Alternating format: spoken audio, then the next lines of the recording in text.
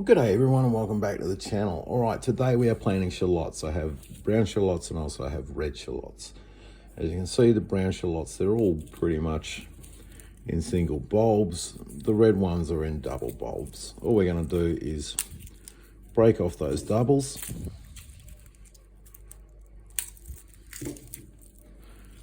And that multiplies the number that we get in the ground.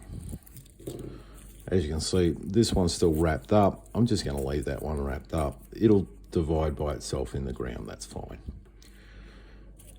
Yeah, we don't want to end up with too much of this flesh showing at this stage. All right, so from here we're going to take them out in the ground and we're going to plant them so that they are 1 inch underneath the ground.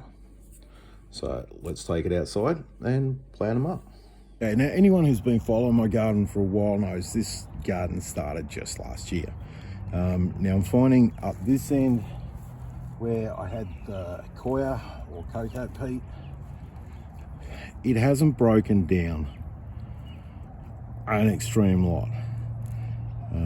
Even the cardboard underneath it hasn't broken down so well. So, and we'll have a look at the other end, which I had pea straw down. We'll have a look at that in a bit. So for each of our onions, just going to dig a hole.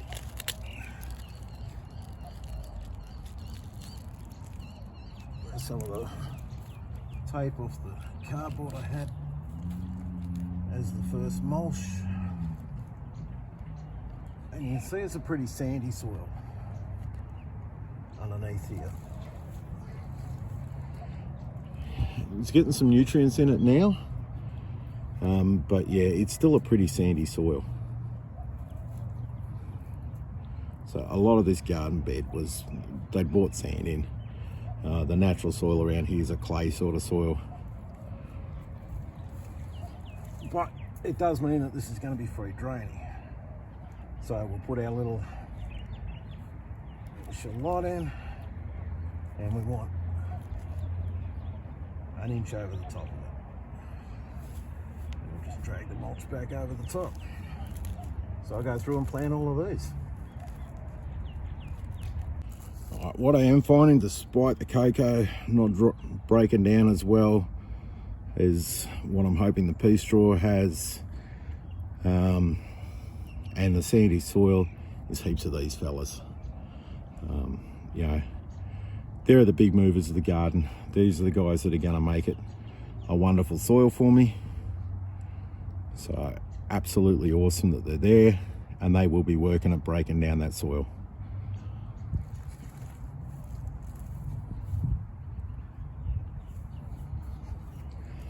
Okay, put them back in. Now I've dragged up the mulch from a large area because a lot of it's broken down, which is fantastic. So I've dragged up a heap of mulch from a large area, and I've put some new stuff over the top of this section too. It also helps me to know that this is the section that I've planted in. This bit up here was pea straw. There was a fair bit more weed pressure on it that I had to clear out, but look how lovely that has broken down. Yeah, and there's worms right under the surface. Yeah, nice big fat worm right underneath the surface. So that's telling me that the pea straw works so much better than that cocoa peat did. Unfortunately, with last year's shortages, that's what I had to use, just because that's all I had available. But it's breaking down wonderfully in this section, so that's a bonus. All right, let's get planting on this side.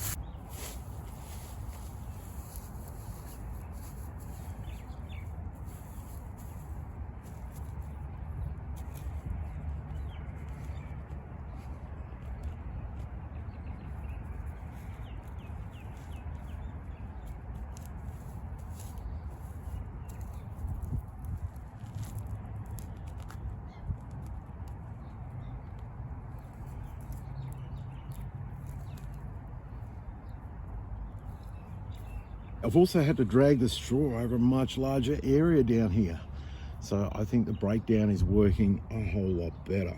So I'll top dress this with a bit more of the sugarcane mulch, and then we'll probably have a look at it again when we get to spring and we're doing garden tours and things are starting to pop up.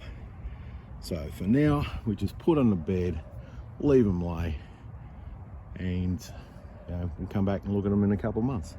All right, thank you very much everyone for watching, and bye for now.